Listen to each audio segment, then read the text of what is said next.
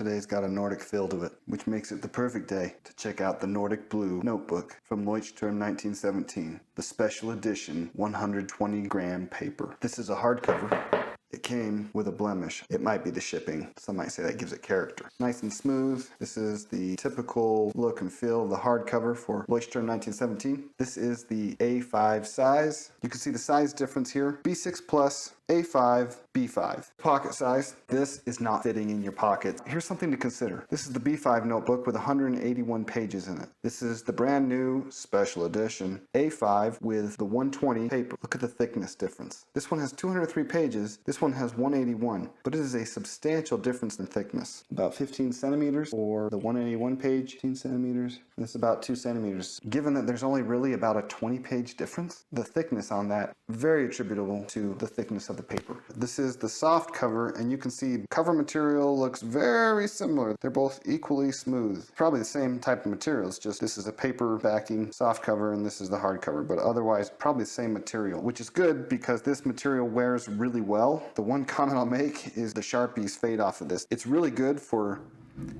taking stains off. It is a Nordic day, not thunder. These are really easy to wipe stuff off. I've even had markings made on this with archival ink and was able to get most of it off. Now, it's no surprise here, this is my favorite notebook brand. I've been tempted by some of the other brands, but I keep coming back to this year after year. L1917 has put a lot of features into these notebooks that make them really good for a variety of uses. With that said, I've been wanting this thicker paper. Maybe not 120 specifically, but there's some other brands I've been tempted by, and I've been tempted by, say, 90 or maybe 100 weight paper, as opposed to the standard 80 that you see in pretty much all of their other notebooks. It tells you the color on the back. There's only 4 colors of this currently: black, blue, green, and red, effectively. This is dot grid. It's the 5mm as well. We'll get into that and see. Most of the features I've listed off are here. A5, 120, transparency is low, pagination, that's something that I love. Come on, you're already putting dot grid on each one of these pages. You can't just number them for us, other brands. And maybe some people don't like the page number, but I frankly don't understand the reason not to have it. Even if you don't reference everything, there might be certain notes, drawings that you want to be able to access quickly. A page number just helps for that. 203 pages, acid-free, bookmarks, table of contents, a pocket. This is all just standard L1917. The closure, elastic, that doesn't work. Maybe if I pull it off, that'll work. That's what she said.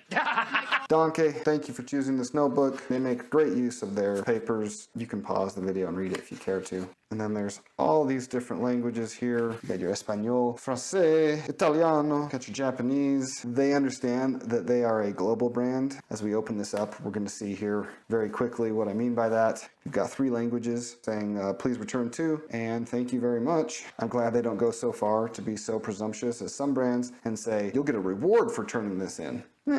I don't know about that. Someone opens up your notebook and sees that there's a blank that says, you'll get a reward for this, and that you left it blank or you said 0. It's almost going to offend them. Be like, oh, now I'm not going to return it. They have to explain what kind of paper it is and that it was produced in Germany. Can't forget the inserts. This is a new insert. Haven't seen this one before. Writers and thinkers. For some, it's just a notebook. For us, it's a passion. Oh, okay.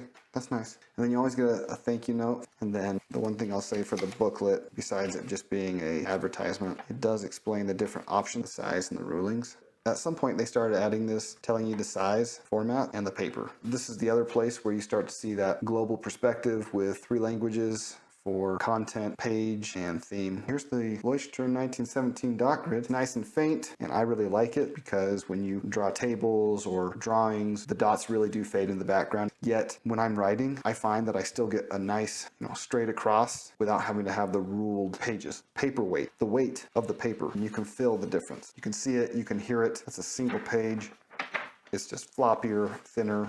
It's immediately evident. It comes with a ribbon. All of them do, and one of them is solid color. One of them is striped, and it's gray with the color of the cover. In the back, there's these stickers. I never use them. I've tried using them. I have a couple of notebooks that I've used on the binding edge, and it seems to come off just sitting on the shelf. In fact, what I do with them, I shove them in the pocket, except this one's not fitting. One side seems that there's a little extra glue here. Usually these pockets are glued pretty well. In fact, this is the longest I've ever fiddled with this. Yeah, I think that's gonna just get thrown away. I did have a notebook or two where the page numbering, like if you flip through it, the page numbering moved, so it's as if the pages shifted in the printer. Otherwise, I'd say quality control seems pretty good. Am I gonna get upset over this? No, I don't use these that much. If you're someone that uses these pockets a lot, I could probably gently pull that away. If you're really that desperate for pockets, don't you use a bag? Now let's do the test that all the bullet journal people love. The Bujoers. Bujo, hey Bujo, do your pen test. It's fitting. The first test will be with the L1917 Drehgriffel. If I hold the logo towards myself, I can spell that correctly. It's a German word. That's the ballpoint pen. It writes very smoothly on this page. Let's test another pen. This is Pilot G207. Nice and smooth. Now I believe somewhere it says the 120 gram per meter squared paper has a smooth surface and low transparency.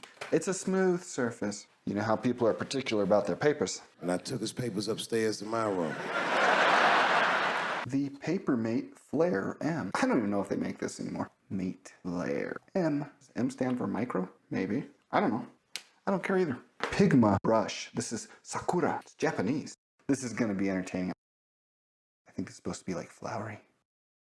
In case you can't tell, it's a brush. Here's a special one. This is the Zebra Mild Liner. Okay, we'll write zebra. I think this is how you're supposed to do it. This is how the girls do it on YouTube. Who doesn't love a good old-fashioned non-washable Crayola? Oh, look at that. Nice and bold. Crayola marker. It's a marker if you couldn't tell. I have no idea what these are called. We're getting there. The Avery Highlighter. Oh, writing with this, that's special. Look at that handwriting. Hi, lighter. Oh yeah, that's beautiful. Oh wait, that looks bad. We gotta correct that. Gonna get demonetized for what that looks like. Oh, that's a good test because now when we turn that over, we can see, did that extra ink go through? Here's the special, the Sharpie Gold. Store tip down. Store it tip down? I've been storing it wrong all these years. Gentlemen, remember, tip down. We'll just call this Sharpie Metallic. We call it Metallica, but don't want to get sued. Wasn't me. And finally, the fatty. You can do fine or chisel tip. In fact, we'll start with the chisel tip.